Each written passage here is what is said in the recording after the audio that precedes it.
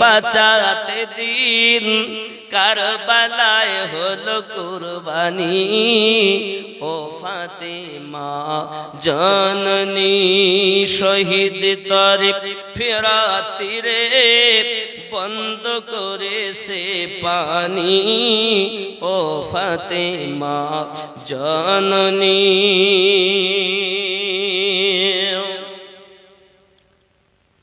বিবি জাইনাব আরজ করি ইমাম হুসাইনের তরে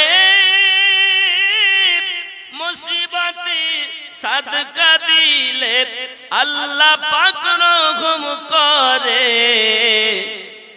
আউন মুহাম্মদ করছে ফরিয়াদ, আউন মুহাম্মদ করছে ফরিয়াদ হবে তারা কুরবানি ও ফাতেমা জননী তোমার হুসাইন বাঁচাতে দিন কারবালায় হলো কুরবানি ও ফাতেমা জননী।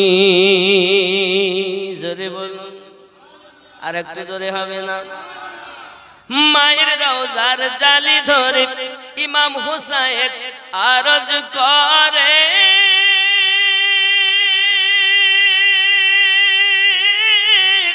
বিদায় দাও গো মা জননী কারবালায় যাচ্ছি চলে। ঠিক নেই? বিদায় দিতে মা ফাতেমা বয়ে যায় চোখে পানি ও ফাতেমা জননী। জোরে বলুন। তাহলে মানুষের বানানো মেশিন এখান থেকে দিল্লি দেখায়, বোম্বাই দেখায়, আরব ইরান দেখায়, আর আমাদের এই মেশিন কে বানিয়েছে বাবা? কথা বলেন। আমাদের মেশিন আল্লাহ বানিয়েছেন। তাহলে মানুষের বানানো মেশিনের থেকে আল্লাহর বানানো মেশিনের দাম। বন্ধুরে আমার, আল্লাহর বানানো মেশিন গুলো যদি আমরা চালু করতে পারি এহ জগতেও লাভ হবে, পর জগতে আমরা জান্নাতি হব।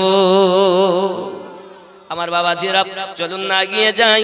ইমাম হোসেনে পাক আলাইহিস সালামের কাছে অনুরোধ করতেছিলেন, ভাই আমার দুটি ছেলে আপনার সঙ্গে যাবে জিহাদের মাঠে যাইয়া, তারা শহীদ বরণ হবে বলে আমার কাছে কাকুতি মিনতি করে। বাবাজি সোনামানিক আমার দুটি বেটাকে তিনি ডাক দিয়েছেন। বিবি জাইনাব আরজ করে ইমাম হুসাইনের তরে মুসিবতে সাদকা দিলে আল্লাহ পাক রহম করে। আউন মুহাম্মদ করছে ফরিয়াদ হবে তারা কুরবানি ও ফাতেমা। সুবহানাল্লাহ। ঠিক আছে, তুই বেটাকে ডাকলেন, বাবা এদিকে আয়। মায়ের স্বপ্ন থাকে বেটাদেরকে বর বানিয়ে সাজিয়ে দেবে, দুলহা বানাবে। আমার সম্মুখে দুলহা বেনে যা বাবা, আর হয়তো দেখা হবে না, হাসরের মাঠে দেখা হবে। ওরে আমার বেটারে আজ আমার কাছে আয়, আমার মনের বড় আশা তোমরা দুইজন যাইয়া তোমার মামার পক্ষ নিয়া কারবালার মাটিতে শহীদ হয়ে যাও।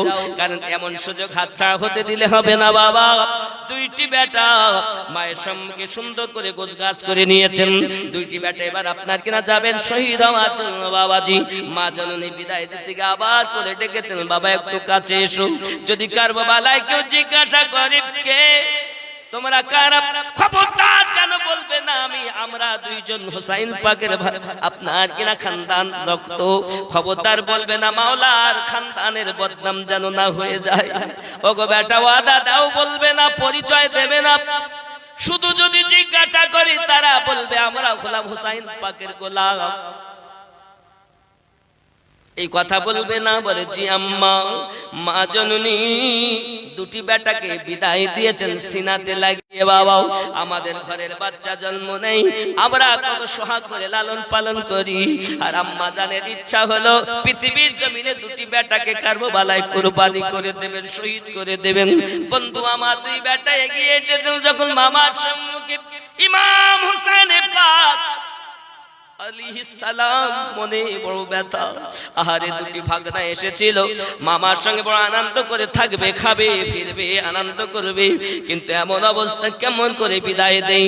কিন্তু বাবাজি আমার বোনের অনুরোধ, দুটি দুইটি ভাগনাকে উনি বিদায় দিয়েছেন। যখন দুটি ভাগনা যায়, শহীদ হয়ে যায়, ইমাম পাক বলেন বোন যদি হয় দুনিয়ায় যেন ভাইয়ের বোন এমন হয়, ভাইয়ের জন্য নিজের রক্ত কুরবানি করে দেবে। বাবা ওরে আমার সোনা মানিকের, কারবালার মাটিতে অনেক ত্যাগ তিতিক্ষার পর ইসলাম আমাদের কাছে এসেছে।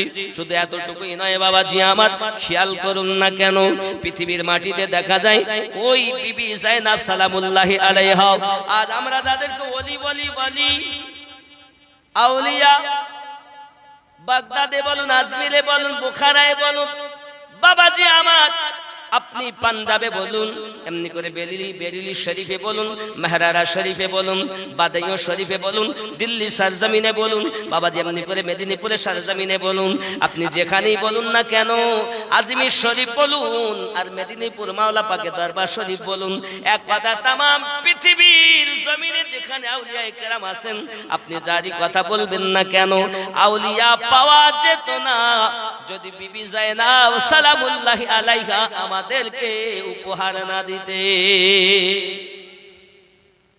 হুজুর কেমন কথা বুঝে আসে না? বন্ধুরে আমার চলুন বুঝিয়ে দিই। ইমাম হোসেন পাক আলাইহিস সালাম কারবালার মাটিতে যখন একের পর এক ভাগনা শহীদ করলেন, চাচা শহীদ হলেন, জানবাহানের সাথীগণ শহীদ হলেন, নিজে আলী আসগারকেও আপনার কিনা যখন শহীদ করে নিয়ে এসেছেন বাবা, উনি বলেন না না, ইয়াজিদিয়াতকে আর মুক্তি দিলে হবে না, এবার আমি হোসাইন ইয়াজিদিয়াতকে খতম করে হোসানিয়াতকে বাঁচিয়ে রাখবো। এমন কোন মায়ের লাল নাই হোসেন পাকে শহীদ করতে পারে, ऐसा कोई माए का लाल नहीं যে শহীদ করবে।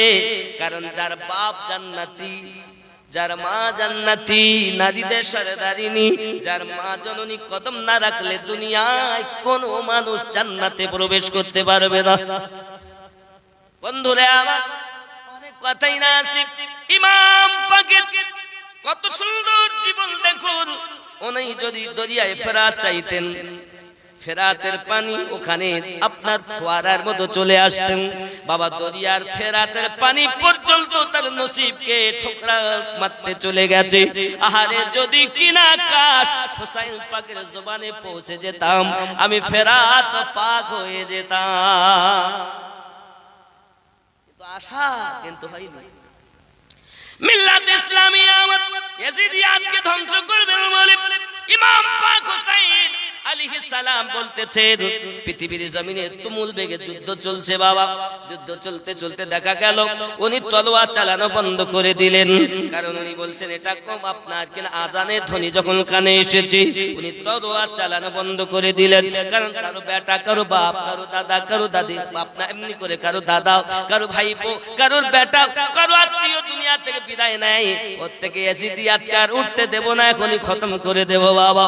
সঙ্গে সঙ্গে ইমাম হোসেন পাক আলাইহিস সালাম আপনার কিনা তলোয়ার চালানো বন্ধ করে দিয়েছেন। বন্ধু আমার সকল দিক থেকে আপনার তলোয়ার চালিয়ে তীর বর্ষিয়ে ঘেরোয়া করে দিয়েছেন।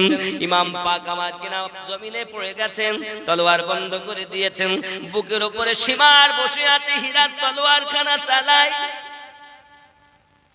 কে চালায়? সীমার।